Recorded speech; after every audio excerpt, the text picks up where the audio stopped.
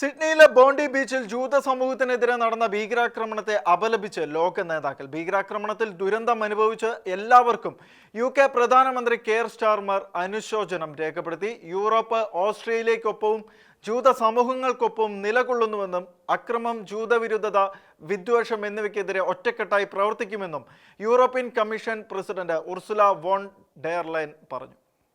ഓസ്ട്രേലിയയിലെ Sydney Bondi ബീച്ചിൽ ജൂതരുടെ Hanukkah ആഘോഷത്തിനിടയിൽ നടന്ന ഭീകരാക്രമണത്തെ അപലപിച്ച് ലോക നേതാക്കൾ രംഗത്തെത്തി. വെടിവെപ്പിൽ 10-ലധികം പേർ കൊല്ലപ്പെടുകയും നിരവധി പേർക്ക് പരിക്കേൽക്കുകയും ചെയ്തതായി ഓസ്ട്രേലിയൻ അധികൃതർ അറിയിച്ചു. സംഭവത്തിൽ UK പ്രധാനമന്ത്രി കെയർ സ്റ്റാർമർ അനുശോചനം രേഖപ്പെടുത്തി. ബോണ്ടി ബീച്ചിലെ ഭീകരാക്രമണത്തിൽ ദുരന്തം അനുഭവിച്ച എല്ലാവർക്കും യുണൈറ്റഡ് കിങ്ഡം അനുശോചനം അറിയിക്കുന്നുവെന്ന് കെയർ സ്റ്റാർമർ പറഞ്ഞു. ബോണ്ടിയിലെ സംഭവം ഞെട്ടലുളവാക്കുന്നതാണെന്നും എല്ലാ ന്യൂസിലൻഡുകാരും ദുരിതബാധിതർക്കൊപ്പമാണെന്നുമായിരുന്നു ന്യൂസിലൻഡ് പ്രധാനമന്ത്രി ക്രിസ്റ്റഫർ ലാക്സന്റെ പ്രതികരണം.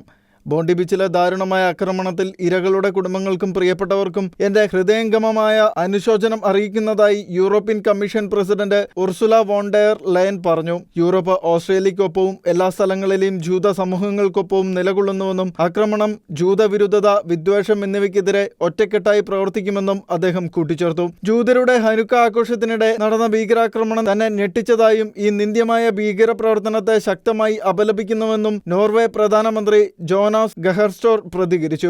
ആക്രമണത്തിൽ കൊല്ലപ്പെട്ട എല്ലാവർക്കും അഗാധമായ അനുശോചനവും അദ്ദേഹം രേഖപ്പെടുത്തി.